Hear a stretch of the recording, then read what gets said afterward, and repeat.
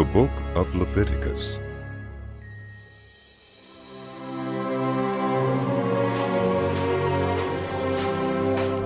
The Lord called to Moses and spoke to him from the tent of meeting. He said, "Speak to the Israelites and say to them, when you bring an offering to the Lord, bring as your offering an animal from either the herd or the flock. If the offering is a burnt offering from the herd, you are to offer a male without defect. You must present it at the entrance to the tent of meeting so that you may be acceptable to the Lord.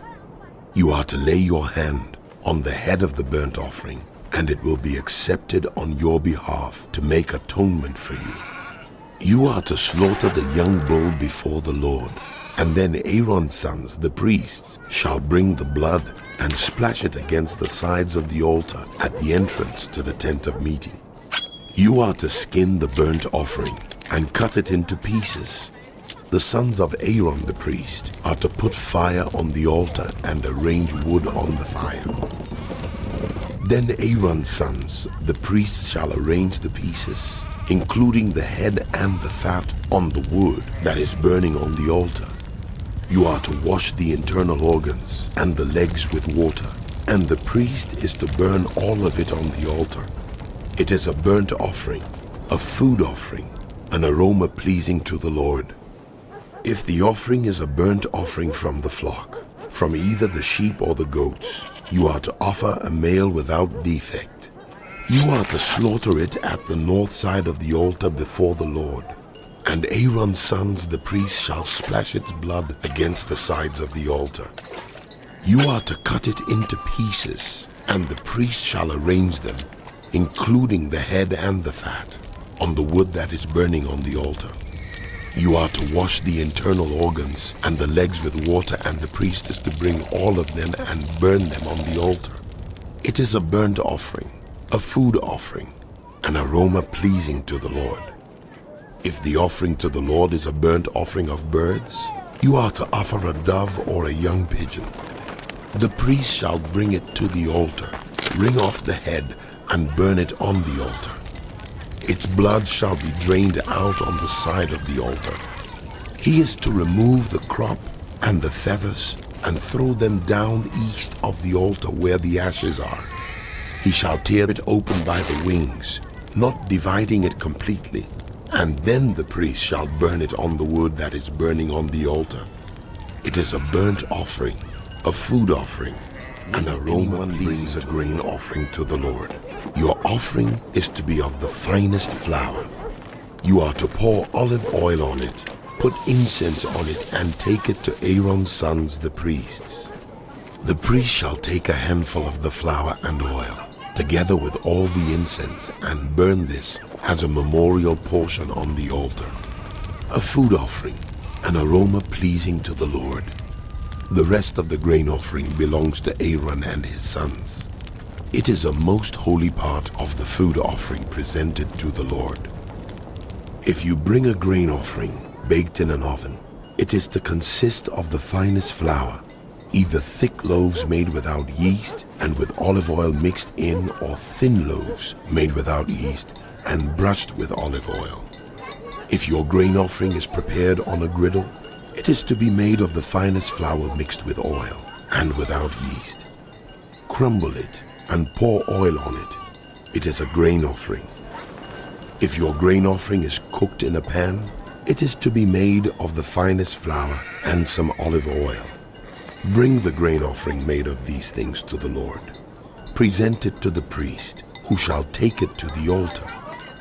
He shall take out the memorial portion from the grain offering and burn it on the altar as a food offering, an aroma pleasing to the Lord. The rest of the grain offering belongs to Aaron and his sons. It is a most holy part of the food offerings presented to the Lord. Every grain offering you bring to the Lord must be made without yeast, for you are not to burn any yeast or honey in a food offering presented to the Lord. You may bring them to the Lord as an offering of the first fruits, but they are not to be offered on the altar as a pleasing aroma. Season all your grain offerings with salt. Do not leave the salt of the covenant of your God out of your grain offerings. Add salt to all your offerings. If you bring a grain offering of first fruits to the Lord, offer crushed heads of new grain roasted in the fire. Put oil and incense on it. It is a grain offering. The priest shall burn the memorial portion of the crushed grain and the oil, together with all the incense, as a food offering. Is a fellowship offering, and you offer an animal from the herd, whether male or female. You are to present before the Lord an animal without defect. You are to lay your hand on the head of your offering and slaughter it at the entrance to the tent of meeting. Then Aaron's sons, the priests, shall splash the blood against the sides of the altar. From the fellowship offering you are to bring a food offering to the Lord, the internal organs, and all the fat that is connected to them, both kidneys with the fat on them near the loins, and the long lobe of the liver, which you will remove with the kidneys. Then Aaron's sons are to burn it on the altar, on top of the burnt offering that is lying on the burning wood. It is a food offering, an aroma pleasing to the Lord. If you offer an animal from the flock as a fellowship offering to the Lord, you are to offer a male or female without defect. If you offer a lamb, you are to present it before the Lord. Lay your hand on its head and slaughter it in front of the tent of meeting. Then Aaron's sons shall splash its blood against the sides of the altar. From the fellowship offering, you are to bring a food offering to the Lord. Its fat, the entire fat tail cut off close to the backbone, the internal organs, and all the fat that is connected to them, both kidneys with the fat on them near the loins, and the long lobe of the liver, which you will remove with the kidneys. The priest shall burn them on the altar as a food offering presented to the Lord. If your offering is a goat, you are to present it before the Lord. Lay your hand on its head and slaughter it in front of the tent of meeting. Then Aaron's sons shall splash its blood against the sides of the altar. From what you offer, you are to present this food offering to the Lord, the internal organs and all the fat that is connected to them, both kidneys with the fat on them near the loins, and the long lobe of the liver, which you will remove with the kidneys. The priest shall burn them on the altar as a food offering, a pleasing aroma. All the fat is the Lord's. This is a lasting ordinance for the generations to come. Wherever you live, you must not eat any fat said to or Moses, any blood. Say to the Israelites, when anyone sins unintentionally and does what is forbidden in any of the Lord's commands, if the anointed priest sins, bringing guilt on the people, he must bring to the Lord a young bull without defect as a sin offering for the sin he has committed.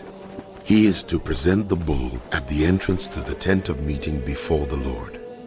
He is to lay his hand on its head and slaughter it there before the Lord.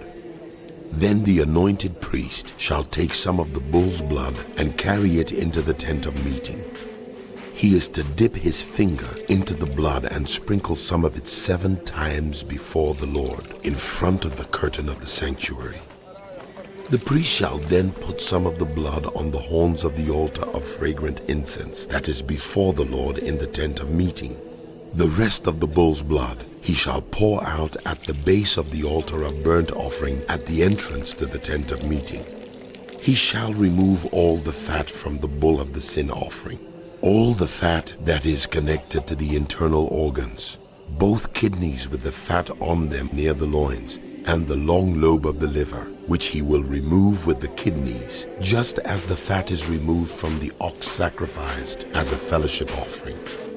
Then the priest shall burn them on the altar of burnt offering. But the hide of the bull and all its flesh, as well as the head and legs, the internal organs and the intestines, that is all the rest of the bull, he must take outside the camp to a place ceremonially clean, where the ashes are thrown, and burn it there in a wood fire on the ash heap. If the whole Israelite community sins unintentionally and does what is forbidden in any of the Lord's commands, even though the community is unaware of the matter, when they realize their guilt and the sin they committed becomes known, the assembly must bring a young bull as a sin offering and present it before the tent of meeting. The elders of the community are to lay their hands on the bull's head before the Lord, and the bull shall be slaughtered before the Lord. Then the anointed priest is to take some of the bull's blood into the tent of meeting. He shall dip his finger into the blood and sprinkle it before the Lord 7 times in front of the curtain. He is to put some of the blood on the horns of the altar that is before the Lord in the tent of meeting. The rest of the blood he shall pour out at the base of the altar of burnt offering at the entrance to the tent of meeting. He shall remove all the fat from it and burn it on the altar, and do with this bull just as he did with the bull for the sin offering. In this way, the priest will make atonement for them, and they will be forgiven. Then he shall take the bull outside the camp and burn it as he burned the first bull. This is the sin offering for the community. When a leader sins unintentionally and does what is forbidden in any of the commands of the Lord his God, when he realizes his guilt and the sin he has committed becomes known, he must bring as his offering a male goat without defect. He is to lay his hand on the goat's head and slaughter it at the place where the burnt offering is slaughtered before the Lord. It is a sin offering. Then the priest shall take some of the blood of the sin offering with his finger and put it on the horns of the altar of burnt offering and pour out the rest of the blood at the base of the altar. He shall burn all the fat on the altar as he burned the fat of the fellowship offering. In this way, the priest will make atonement for the leader's sin, and he will be forgiven. If any member of the community sins unintentionally and does what is forbidden in any of the Lord's commands, when they realize their guilt and the sin they have committed becomes known, they must bring as their offering for the sin they committed a female goat without defect. They are to lay their hand on the head of the sin offering and slaughter it at the place of the burnt offering. Then the priest is to take some of the blood with his finger and put it on the horns of the altar of burnt offering and pour out the rest of the blood at the base of the altar. They shall remove all the fat, just as the fat is removed from the fellowship offering, and the priest shall burn it on the altar as an aroma pleasing to the Lord. In this way, the priest will make atonement for them, and they will be forgiven. If they bring a lamb as their sin offering, they are to bring a female without defect. They are to lay their hand on its head and slaughter it for a sin offering at the place where the burnt offering is slaughtered. Then the priest shall take some of the blood of the sin offering with his finger and put it on the horns of the altar of burnt offering and pour out the rest of the blood at the base of the altar. They shall remove all the fat, just as the fat is removed from the lamb of the fellowship offering, and the priest shall burn it on the altar on top of the food offerings presented to the Lord. In this way, the priest will make atonement for them for the sin they have committed, and they will be forgiven. The book of Leviticus continued. If anyone sins because they do not speak up when they hear a public charge to testify regarding something they have seen or learned about, they will be held responsible. Or if anyone unwittingly touches anything ceremonially unclean, whether the carcass of an unclean animal, wild or domestic, or of any unclean creature that moves along the ground, and they are unaware that they have become unclean, but then they come to realize their guilt, or if they touch human uncleanness, anything that would make them unclean, even though they are unaware of it, but then they learn of it and realize their guilt, or if anyone thoughtlessly takes an oath to do anything, whether good or evil, in any matter one might carelessly swear about, even though they are unaware of it, but then they learn of it and realize their guilt. When anyone realizes their guilt in any of these matters, they must confess in what way they have sinned, and as a penalty for the sin they have committed, they must bring to the Lord a female lamb or goat from the flock as a sin offering, and the priest shall make atonement for them for their sin. Anyone who cannot afford a lamb is to bring 2 doves or 2 young pigeons to the Lord as a penalty for their sin, one for a sin offering and the other for a burnt offering. They are to bring them to the priest, who shall first offer the one for the sin offering. He is to wring its head from its neck, not dividing it completely, and is to splash some of the blood of the sin offering against the side of the altar. The rest of the blood must be drained out at the base of the altar. It is a sin offering. The priest shall then offer the other as a burnt offering in the prescribed way, and make atonement for them for the sin they have committed, and they will be forgiven. If, however, they cannot afford 2 doves or 2 young pigeons, they are to bring as an offering for their sin 1/10 of an ephah of the finest flour for a sin offering. They must not put oil or incense on it, because it is a sin offering. They are to bring it to the priest, who shall take a handful of it as a memorial portion and burn it on the altar on top of the food offerings presented to the Lord. It is a sin offering. In this way, the priest will make atonement for them for any of these sins they have committed, and they will be forgiven. The rest of the offering will belong to the priest, as in the case of the grain offering. The Lord said to Moses, When anyone is unfaithful to the Lord by sinning unintentionally in regard to any of the Lord's holy things, they are to bring to the Lord as a penalty a ram from the flock, one without defect and of the proper value in silver, according to the sanctuary shekel. It is a guilt offering. They must make restitution for what they have failed to do in regard to the holy things, pay an additional penalty of 1/5 of its value, and give it all to the priest. The priest will make atonement for them with the ram as a guilt offering, and they will be forgiven. If anyone sins and does what is forbidden in any of the Lord's commands, even though they do not know it, they are guilty and will be held responsible. They are to bring to the priest as a guilt offering a ram from the flock, one without defect and of the proper value. In this way, the priest will make atonement for them for the wrong they have committed unintentionally, and they will be forgiven. It is a guilt offering. They have been guilty of wrongdoing against the Lord.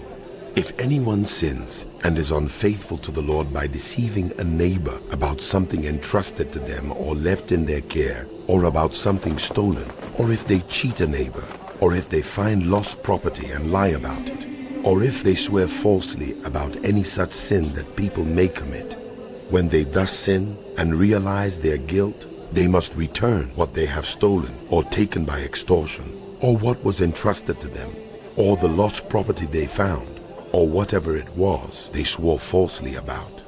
They must make restitution in full, add 1/5 of the value to it, and give it all to the owner on the day they present their guilt offering.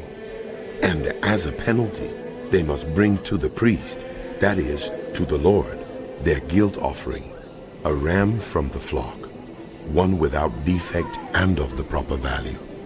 In this way, the priest will make atonement for them before the Lord, and they will be forgiven for any of the things they did that made them guilty. The Lord said to Moses, Give Aaron and his sons this command. These are the regulations for the burnt offering. The burnt offering is to remain on the altar hearth throughout the night, till morning, and the fire must be kept burning on the altar. The priest shall then put on his linen clothes with linen undergarments next to his body, and shall remove the ashes of the burnt offering that the fire has consumed on the altar, and place them beside the altar. Then he is to take off these clothes and put on others, and carry the ashes outside the camp to a place that is ceremonially clean. The fire on the altar must be kept burning. It must not go out. Every morning, the priest is to add firewood and arrange the burnt offering on the fire and burn the fat of the fellowship offerings on it. The fire must be kept burning on the altar continuously. It must not go out. These are the regulations for the grain offering.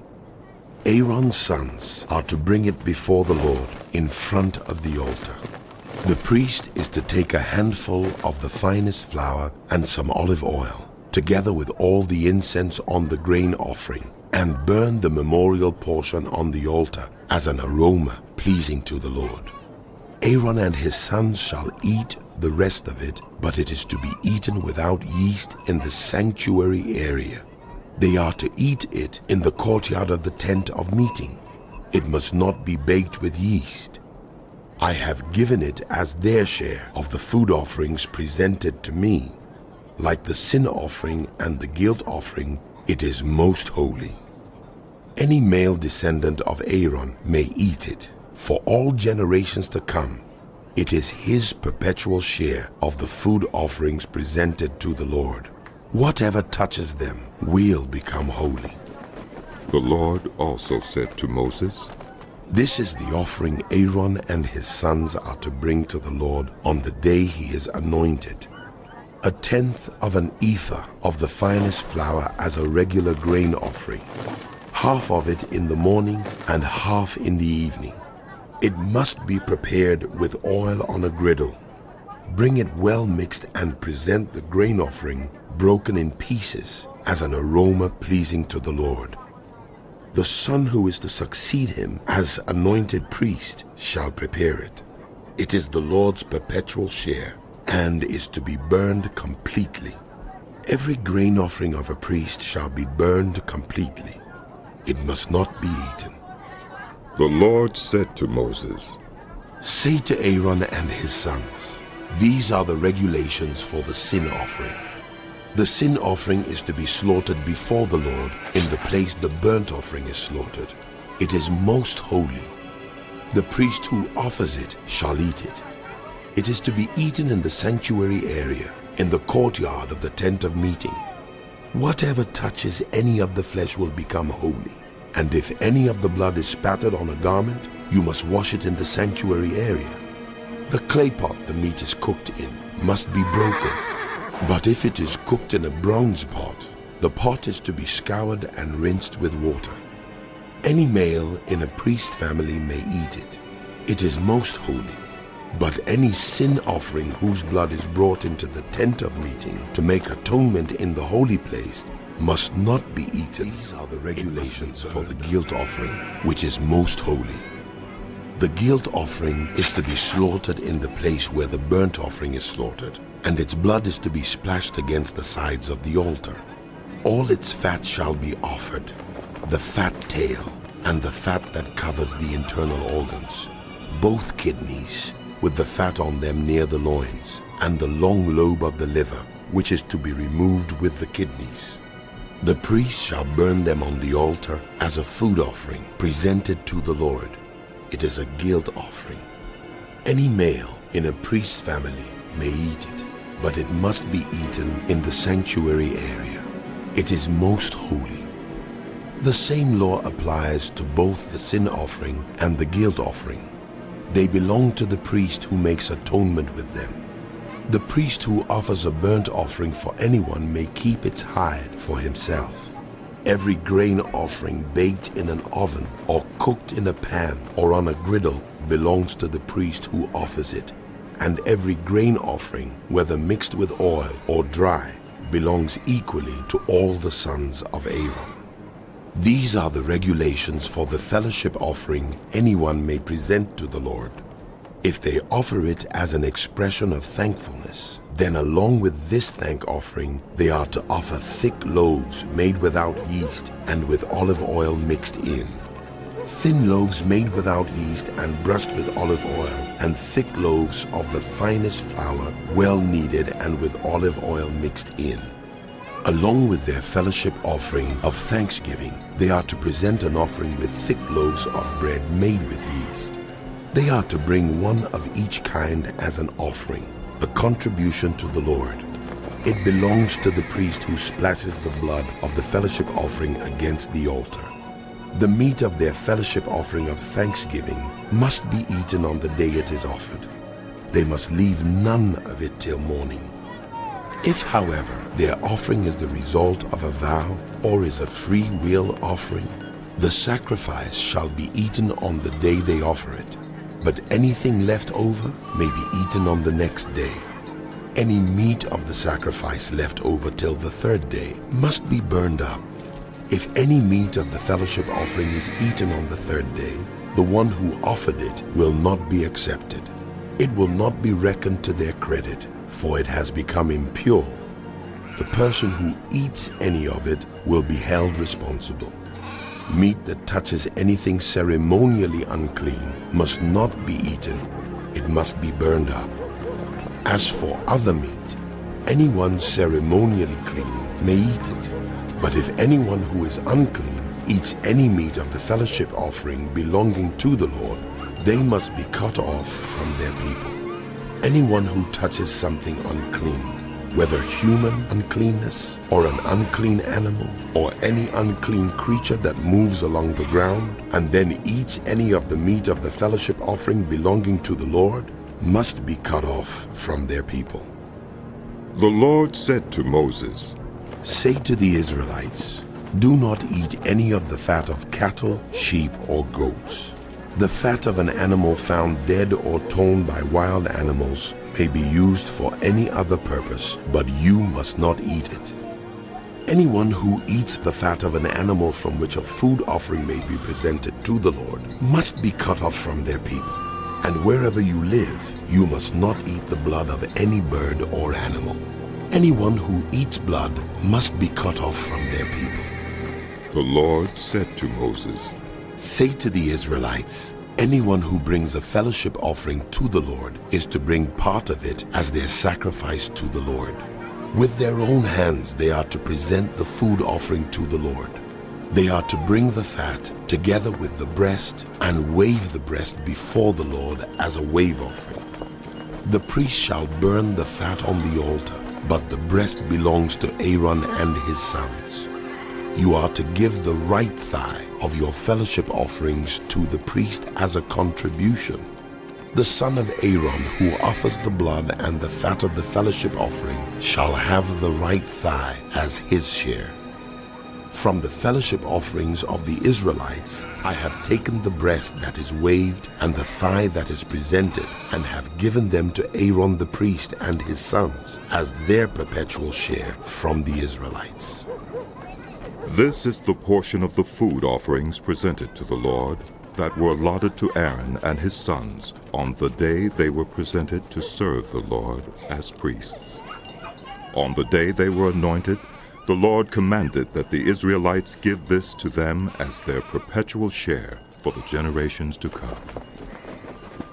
These then are the regulations for the burnt offering, the grain offering, the sin offering, the guilt offering, the ordination offering, and the fellowship offering, which the Lord gave Moses on Mount Sinai in the desert of Sinai, on the day he commanded the Israelites to bring their offerings to the Lord."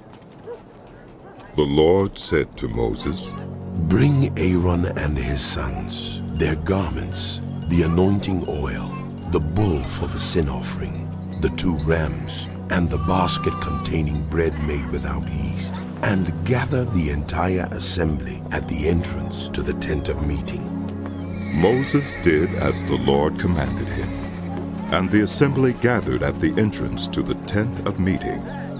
Moses said to the assembly, "This is what the Lord has commanded to be done." Then Moses brought Aaron and his sons forward and washed them with water. He put the tunic on Aaron, tied the sash around him, clothed him with the robe, and put the ephod on him. He also fastened the ephod with a decorative waistband, which he tied around him. He placed the breastpiece on him and put the Urim and Thummim in the breastpiece. Then he placed the turban on Aaron's head and set the gold plate, the sacred emblem, on the front of it, as the Lord commanded Moses. Then Moses took the anointing oil and anointed the tabernacle and everything in it, and so consecrated them. He sprinkled some of the oil on the altar 7 times, anointing the altar and all its utensils, and the basin with its stand, to consecrate them. He poured some of the anointing oil on Aaron's head, and anointed him, to consecrate him. Then he brought Aaron's sons forward, put tunics on them, tied sashes around them, and fastened caps on them, as the Lord commanded Moses. He then presented the bull for the sin offering, and Aaron and his sons laid their hands on its head. Moses slaughtered the bull and took some of the blood, and with his finger he put it on all the horns of the altar to purify the altar. He poured out the rest of the blood at the base of the altar. So he consecrated it to make atonement for it. Moses also took all the fat around the internal organs, the long lobe of the liver, and both kidneys and their fat, and burned it on the altar. But the bull with its hide and its flesh and its intestines he burned up outside the camp, as the Lord commanded Moses. He then presented the ram for the burnt offering, and Aaron and his sons laid their hands on its head. Then Moses slaughtered the ram and splashed the blood against the sides of the altar. He cut the ram into pieces and burned the head, the pieces, and the fat. He washed the internal organs and the legs with water and burned the whole ram on the altar. It was a burnt offering, a pleasing aroma, a food offering presented to the Lord as the Lord commanded Moses. He then presented the other ram, the ram for the ordination, and Aaron and his sons laid their hands on its head. Moses slaughtered the ram and took some of its blood and put it on the lobe of Aaron's right ear, on the thumb of his right hand, and on the big toe of his right foot. Moses also brought Aaron's sons forward and put some of the blood on the lobes of their right ears, on the thumbs of their right hands, and on the big toes of their right feet. Then he splashed blood against the sides of the altar.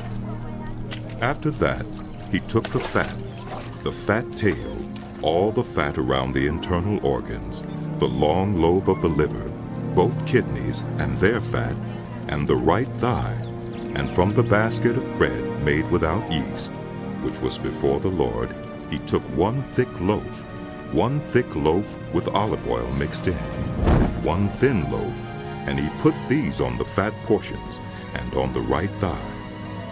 He put all these in the hands of Aaron and his sons, and they waved them before the Lord as a wave offering. Then Moses took them from their hands and burned them on the altar on top of the burnt offering as an ordination offering, a pleasing aroma, a food offering presented to the Lord. Moses also took the breast, which was his share of the ordination ram, and waved it before the Lord as a wave offering, as the Lord commanded Moses. Then Moses took some of the anointing oil and some of the blood from the altar, and sprinkled them on Aaron and his garments, and on his sons and their garments. So he consecrated Aaron and his garments, and his sons and their garments. Moses then said to Aaron and his sons, Cook the meat at the entrance to the tent of meeting, and eat it there with the bread from the basket of ordination offerings, as I was commanded. Aaron and his sons are to eat it. Then burn up the rest of the meat and the bread. Do not leave the entrance to the tent of meeting for 7 days, until the days of your ordination are completed. For your ordination will last 7 days. What has been done today was commanded by the Lord to make atonement for you. You must stay at the entrance to the tent of meeting day and night for 7 days, and do what the Lord requires, so you will not die. For that is what I have been commanded.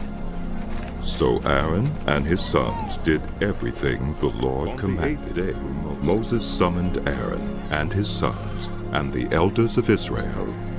He said to Aaron, Take a bull calf for your sin offering, and a ram for your burnt offering, both without defect, and present them before the Lord. Then say to the Israelites, Take a male goat for a sin offering, a calf and a lamb, both a year old and without defect, for a burnt offering, and an ox and a ram for a fellowship offering to sacrifice before the Lord, together with a grain offering mixed with olive oil, for today the Lord will appear to you. They took the things Moses commanded to the front of the tent of meeting, and the entire assembly came near and stood before the Lord. Then Moses said, This is what the Lord has commanded you to do, so that the glory of the Lord may appear to you. Moses said to Aaron, Come to the altar and sacrifice your sin offering and your burnt offering, and make atonement for yourself and the people. Sacrifice the offering that is for the people, and make atonement for them, as the Lord has commanded. So Aaron came to the altar and slaughtered the calf as a sin offering for himself. His sons brought the blood to him, and he dipped his finger into the blood and put it on the horns of the altar. The rest of the blood he poured out at the base of the altar. On the altar he burned the fat, the kidneys, and the long lobe of the liver from the sin offering, as the Lord commanded Moses. The flesh and the hide he burned up outside the camp. Then he slaughtered the burnt offering. His sons handed him the blood, and he splashed it against the sides of the altar. They handed him the burnt offering piece by piece, including the head, and he burned them on the altar. He washed the internal organs and the legs, and burned them on top of the burnt offering on the altar. Aaron then brought the offering that was for the people. He took the goat for the people's sin offering, and slaughtered it and offered it for a sin offering, as he did with the first one. He brought the burnt offering and offered it in the prescribed way. He also brought the grain offering, took a handful of it, and burned it on the altar in addition to the morning's burnt offering. He slaughtered the ox and the ram as the fellowship offering for the people. His sons handed him the blood, and he splashed it against the sides of the altar.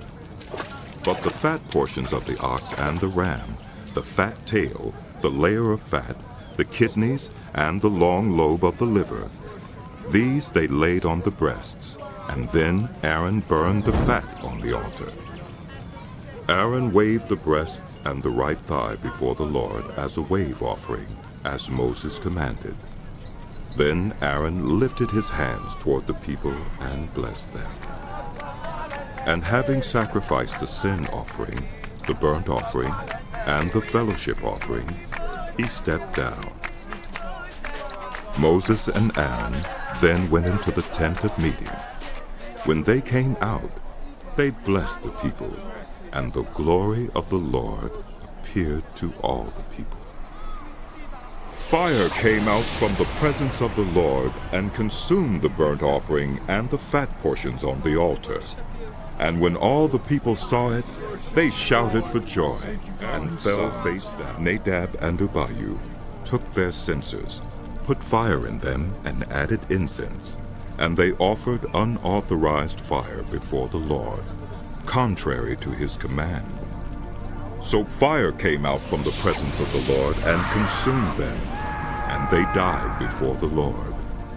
Moses then said to Aaron, This is what the Lord spoke of when he said, Among those who approach me, I will be proved holy. In the sight of all the people, I will be honored. Aaron remained silent.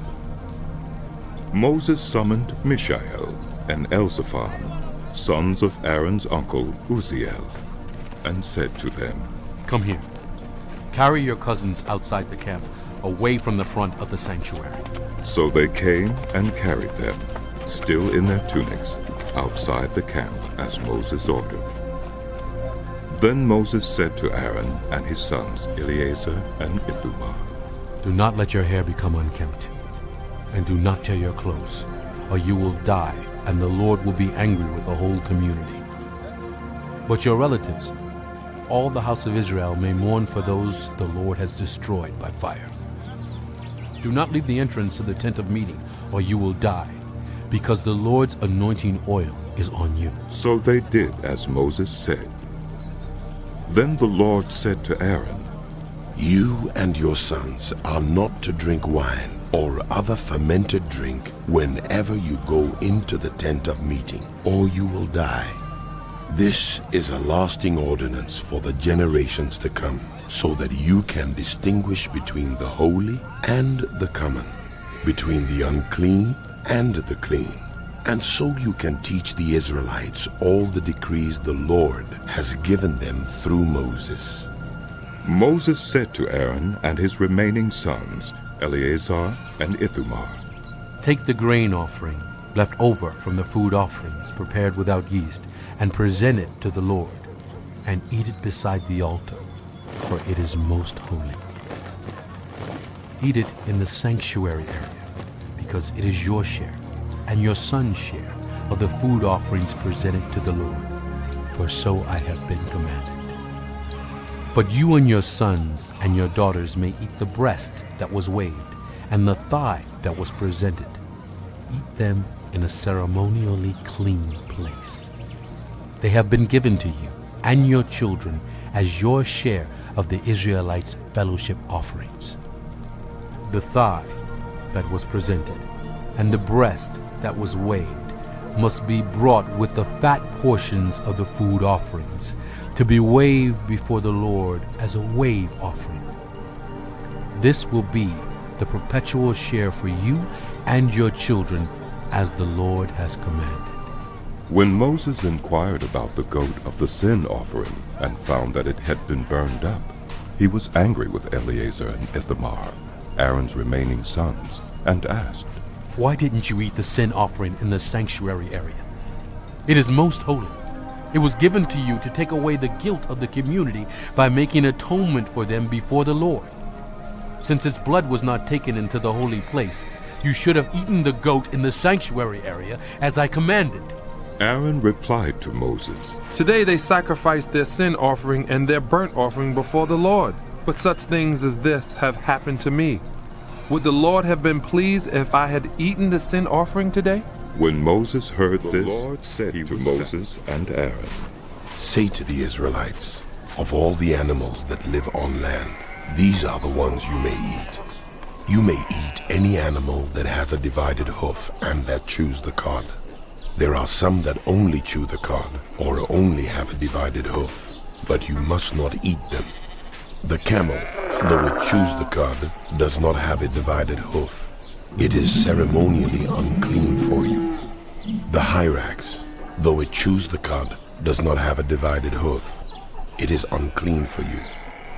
The rabbit, though it chews the cud, does not have a divided hoof. It is unclean for you. And the pig, though it has a divided hoof, does not chew the cud. It is unclean for you. You must not eat their meat or touch their carcasses. They are unclean for you. Of all the creatures living in the water of the seas and the streams, you may eat any that have fins and scales. But all creatures in the seas or streams that do not have fins and scales, whether among all the swarming things or among all the other living creatures in the water, you are to regard as unclean. And since you are to regard them as unclean, you must not eat their meat. You must regard their carcasses as unclean. Anything living in the water that does not have fins and scales is to be regarded as unclean by you. These are the birds you are to regard as unclean and not eat, because they are unclean: the eagle, the vulture, the black vulture, the red kite, any kind of black kite, any kind of raven, the horned owl, the screech owl, the gull, any kind of hawk, the little owl, the cormorant, the great owl, the white owl, the desert owl, the osprey, the stork, any kind of heron, the hoopoe, and the bat. All flying insects that walk on all fours are to be regarded as unclean by you. There are, however, some flying insects that walk on all fours that you may eat. Those that have jointed legs for hopping on the ground. Of these you may eat any kind of locust, katydid, cricket, or grasshopper. But all other flying insects that have 4 legs you are to regard as unclean. You will make yourselves unclean by these.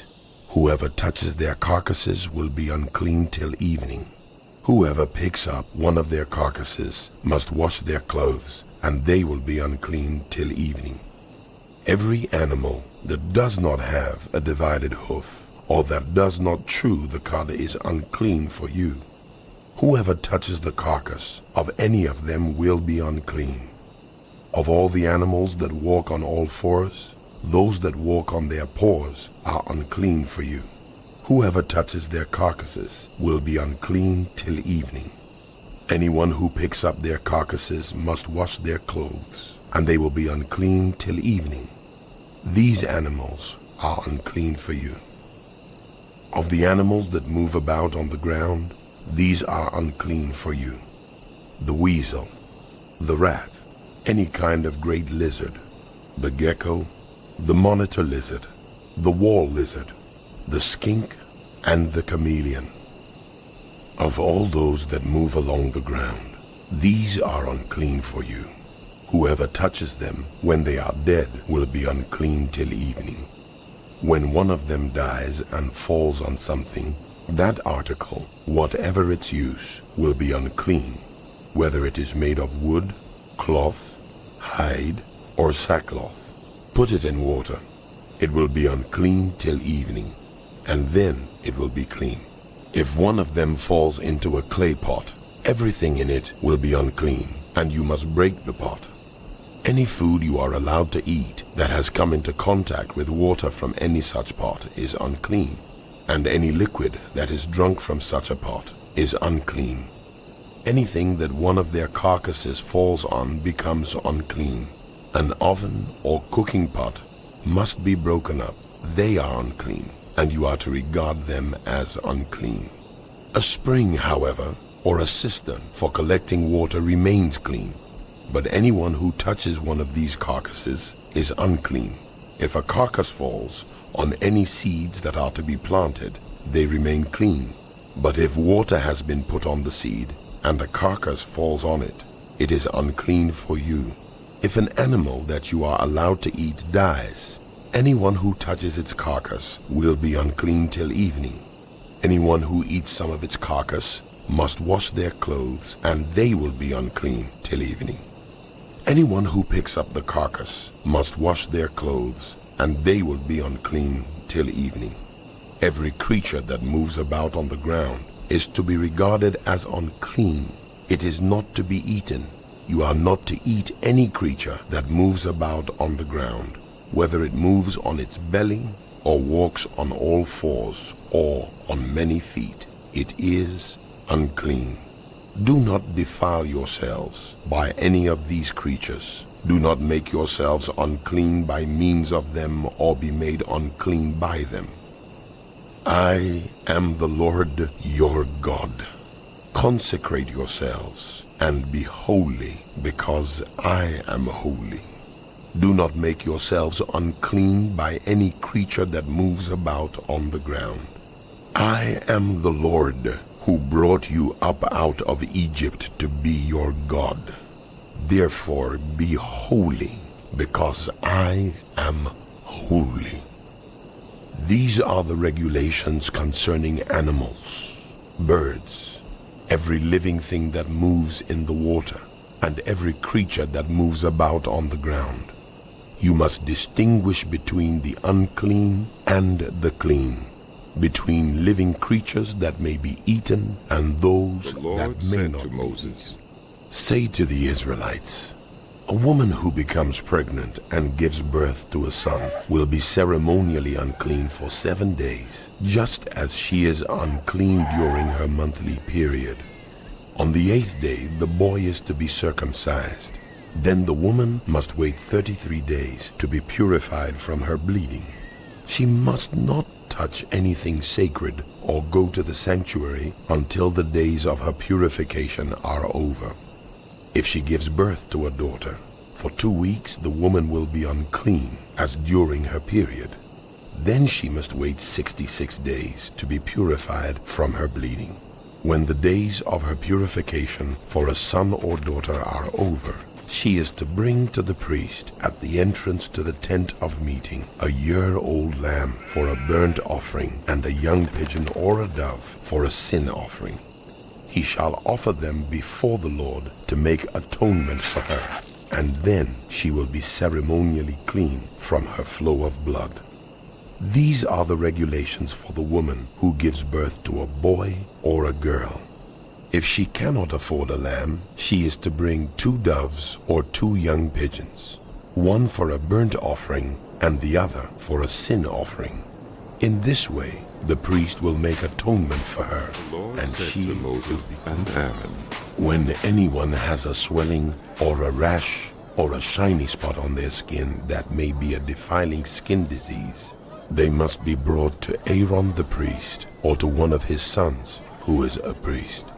The priest is to examine the sore on the skin, and if the hair in the sore has turned white and the sore appears to be more than skin deep, it is a defiling skin disease. When the priest examines them, he shall pronounce them ceremonially unclean. If the shiny spot on the skin is white but does not appear to be more than skin deep, and the hair in it has not turned white, the priest is to isolate the affected person for 7 days. On the 7th day, the priest is to examine them, and if he sees that the sore is unchanged and has not spread in the skin, he is to isolate them for another 7 days. On the 7th day, the priest is to examine them again, and if the sore has faded and has not spread in the skin, the priest shall pronounce them clean. It is only a rash. They must wash their clothes, and they will be clean. But if the rash does spread in their skin after they have shown themselves to the priest to be pronounced clean, they must appear before the priest again. The priest is to examine them, and if the rash has spread in the skin, he shall pronounce them unclean. It is a defiling skin disease. When anyone has a defiling skin disease, they must be brought to the priest. The priest is to examine them, and if there is a white swelling in the skin that has turned the hair white, and if there is raw flesh in the swelling, it is a chronic skin disease, and the priest shall pronounce them unclean. He is not to isolate them, because they are already unclean. If the disease breaks out all over their skin, and so far as the priest can see, it covers all the skin of the affected person from head to foot, the priest is to examine them, and if the disease has covered their whole body, he shall pronounce them clean. Since it has all turned white, they are clean. But whenever raw flesh appears on them, they will be unclean. When the priest sees the raw flesh, he shall pronounce them unclean. The raw flesh is unclean. They have a defiling disease. If the raw flesh changes and turns white, they must go to the priest. The priest is to examine them, and if the sores have turned white, the priest shall pronounce the affected person clean. Then they will be clean. When someone has a boil on their skin and it heals, and in the place where the boil was, a white swelling or reddish white spot appears, they must present themselves to the priest. The priest is to examine it, and if it appears to be more than skin deep, and the hair in it has turned white, the priest shall pronounce them unclean. It is a defiling skin disease that has broken out where the boil was. But if when the priest examines it, there is no white hair in it, and it is not more than skin deep and has faded, then the priest is to isolate them for 7 days. If it is spreading in the skin, the priest shall pronounce them unclean. It is a defiling disease.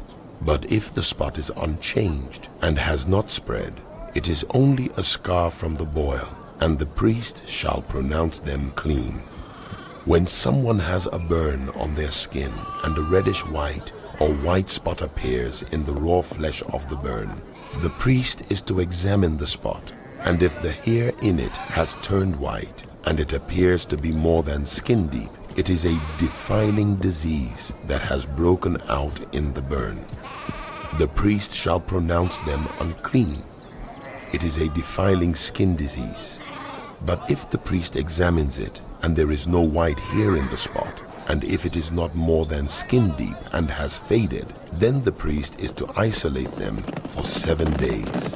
On the 7th day, the priest is to examine them, and if it is spreading in the skin, the priest shall pronounce them unclean.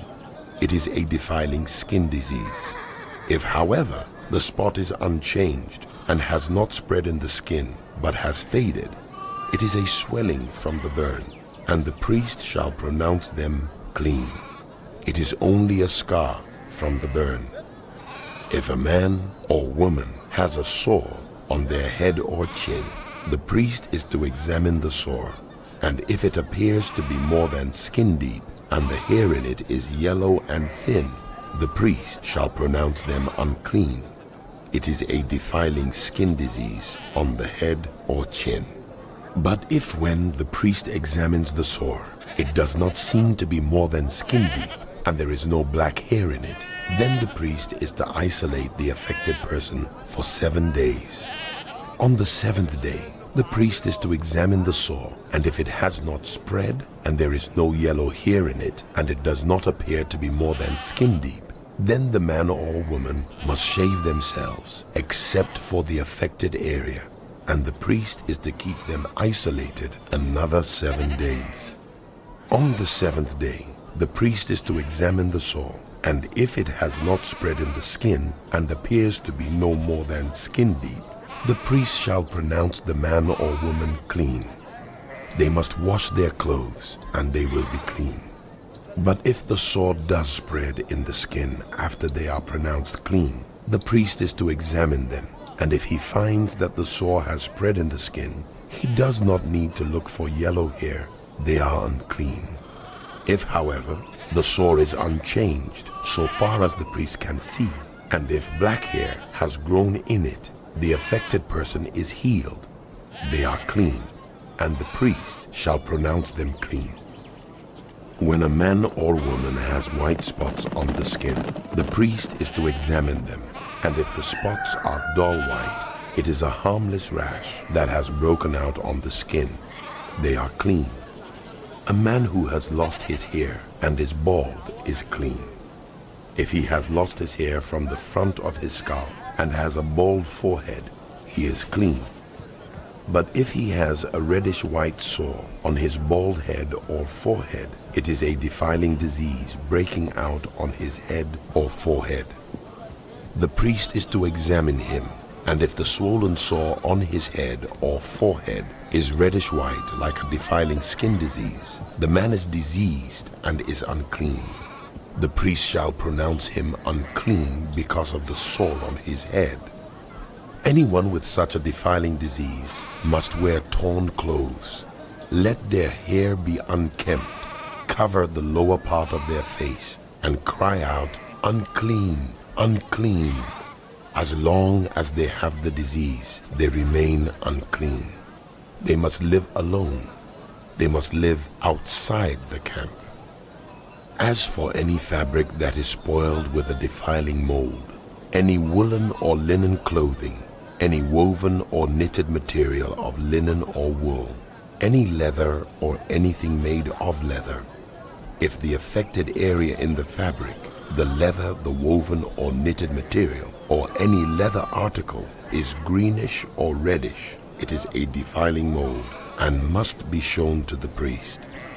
The priest is to examine the affected area and isolate the article for 7 days. On the 7th day, he is to examine it, and if the mold has spread in the fabric, the woven or knitted material, or the leather, whatever its use, it is a persistent defiling mold. The article is unclean. He must burn the fabric, the woven or knitted material of wool or linen, or any leather article that has been spoiled, because the defiling mold is persistent. the article must be burned. But if when the priest examines it, the mold has not spread in the fabric, the woven or knitted material, or the leather article, he shall order that the spoiled article be washed. Then he is to isolate it for another 7 days. After the article has been washed, the priest is to examine it again, and if the mold has not changed its appearance, even though it has not spread, it is unclean. Burn it, no matter which side of the fabric has been spoiled. If when the priest examines it, the mold has faded after the article has been washed, he is to tear the spoiled part out of the fabric, the leather, or the woven or knitted material. But if it reappears in the fabric, in the woven or knitted material, or in the leather article, it is a spreading mold. Whatever has the mold must be burned. Any fabric, woven or knitted material, or any leather article that has been washed and is rid of the mold must be washed again. Then it will be clean. These are the regulations concerning defiling molds in woolen or linen clothing, woven or knitted material, or any leather article, for pronouncing them clean or unclean. The Lord said to Moses, These are the regulations for any diseased person at the time of their ceremonial cleansing when they are brought to the priest. The priest is to go outside the camp and examine them. If they have been healed of their defiling skin disease, the priest shall order that 2 live, clean birds and some cedar wood, scarlet yarn, and hyssop be brought for the person to be cleansed. Then the priest shall order that one of the birds be killed over fresh water in a clay pot. He is then to take the live bird and dip it, together with the cedar wood, the scarlet yarn, and the hyssop, into the blood of the bird that was killed over the fresh water. 7 times he shall sprinkle the one to be cleansed of the defiling disease, and then pronounce them clean. After that, he is to release the live bird in the open fields. The person to be cleansed must wash their clothes, shave off all their hair, and bathe with water. Then they will be ceremonially clean. After this, they may come into the camp, but they must stay outside their tent for 7 days. On the 7th day, they must shave off all their hair.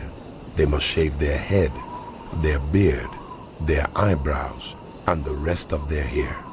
They must wash their clothes and bathe themselves with water, and they will be clean. On the 8th day, they must bring 2 male lambs and 1 ewe lamb a year old, each without defect, along with 3/10 of an ephah of the finest flour mixed with olive oil for a grain offering, and 1 log of oil. The priest who pronounces them clean shall present both the one to be cleansed and their offerings before the Lord at the entrance to the tent of meeting. Then the priest is to take 1 of the male lambs and offer it as a guilt offering, along with the log of oil. He shall wave them before the Lord as a wave offering. He is to slaughter the lamb in the sanctuary area where the sin offering and the burnt offering are slaughtered. Like the sin offering, the guilt offering belongs to the priest. It is most holy. The priest is to take some of the blood of the guilt offering and put it on the lobe of the right ear of the one to be cleansed, on the thumb of their right hand, and on the big toe of their right foot. The priest shall then take some of the log of oil, pour it in the palm of his own left hand, dip his right forefinger into the oil in his palm, and with his finger sprinkle some of it before the Lord 7 times. The priest is to put some of the oil remaining in his palm on the lobe of the right ear of the one to be cleansed, on the thumb of their right hand, and on the big toe of their right foot, on top of the blood of the guilt offering. The rest of the oil in his palm the priest shall put on the head of the one to be cleansed, and make atonement for them before the Lord. Then the priest is to sacrifice the sin offering and make atonement for the one to be cleansed from their uncleanness.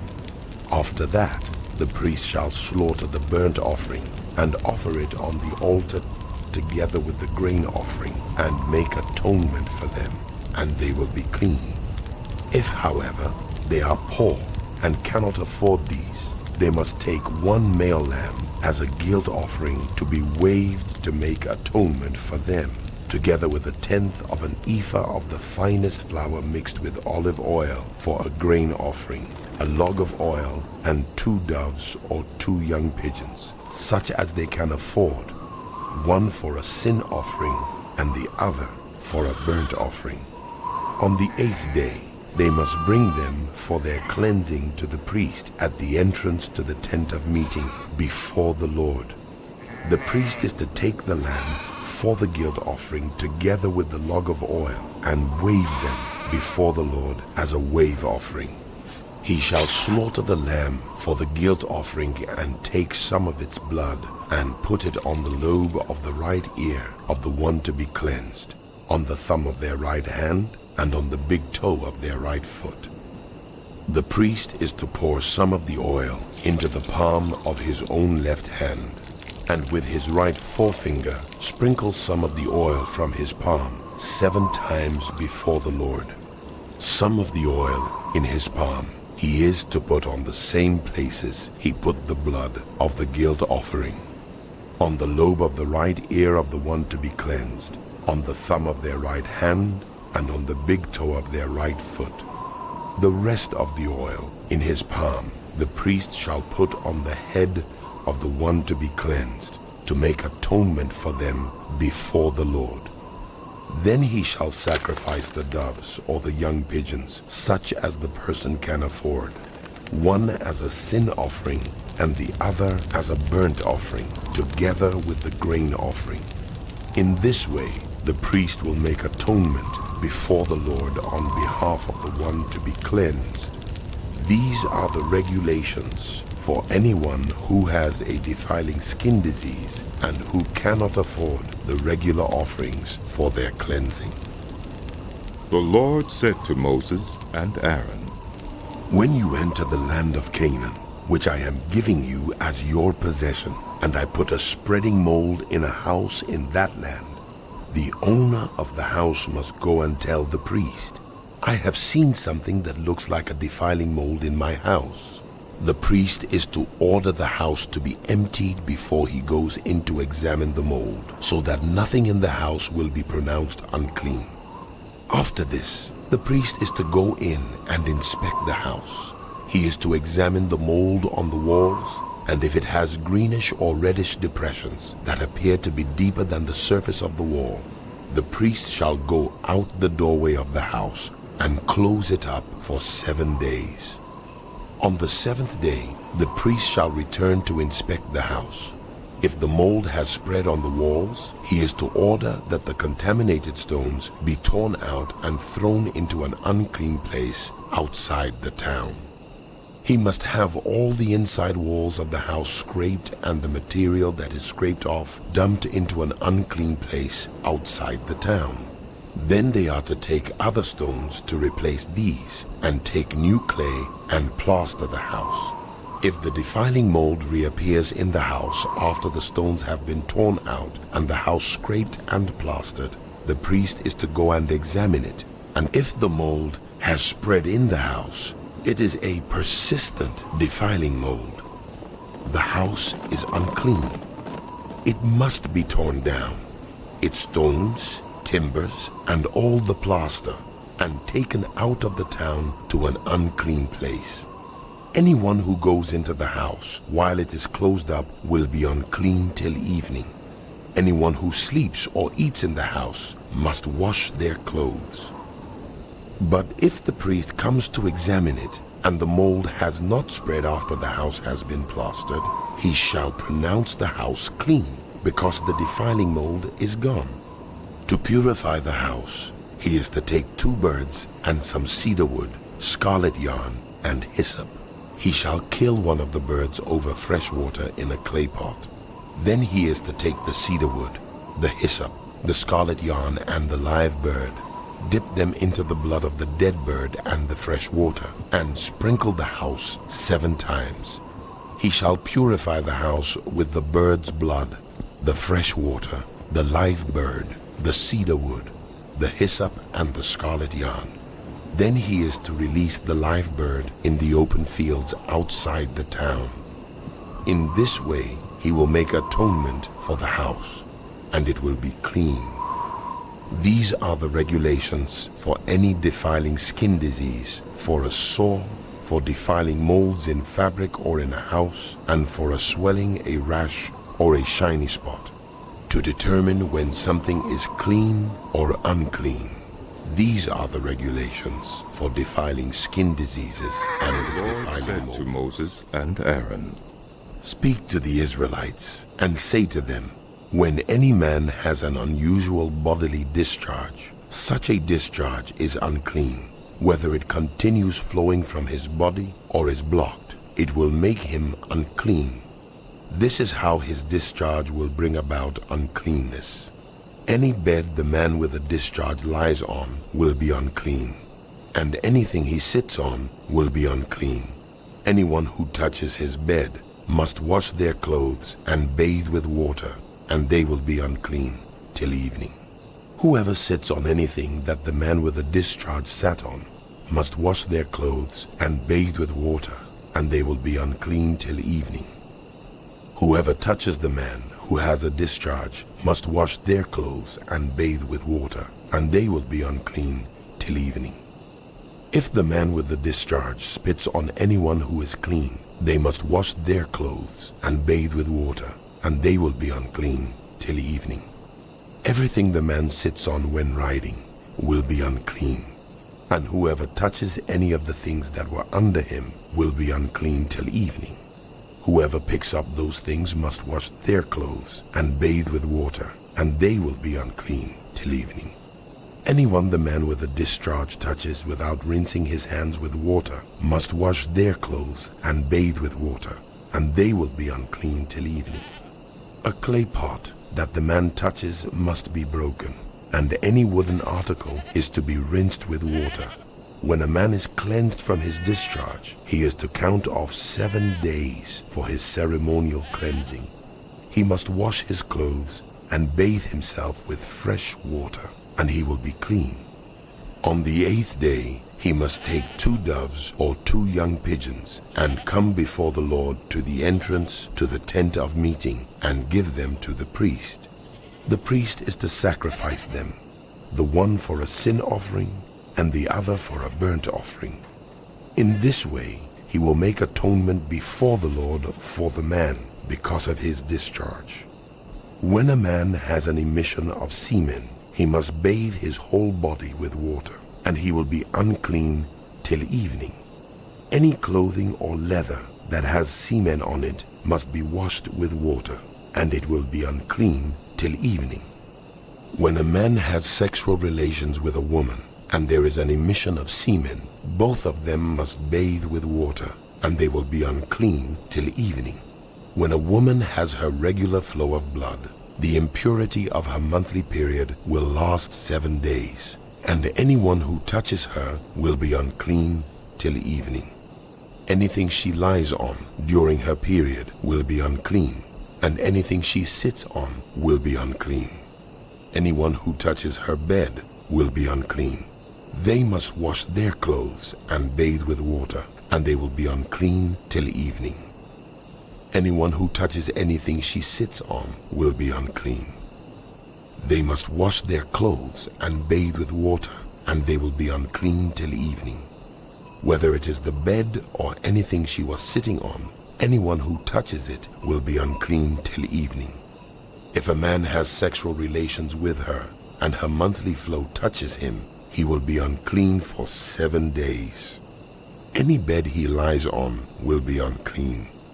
When a woman has a discharge of blood for many days at a time, other than her monthly period, or has a discharge that continues beyond her period, she will be unclean as long as she has the discharge, just as in the days of her period.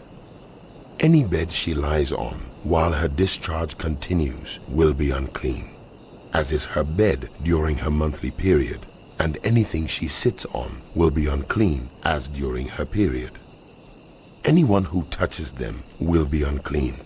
They must wash their clothes and bathe with water, and they will be unclean till evening. When she is cleansed from her discharge, she must count off 7 days, and after that she will be ceremonially clean. On the 8th day, she must take 2 doves or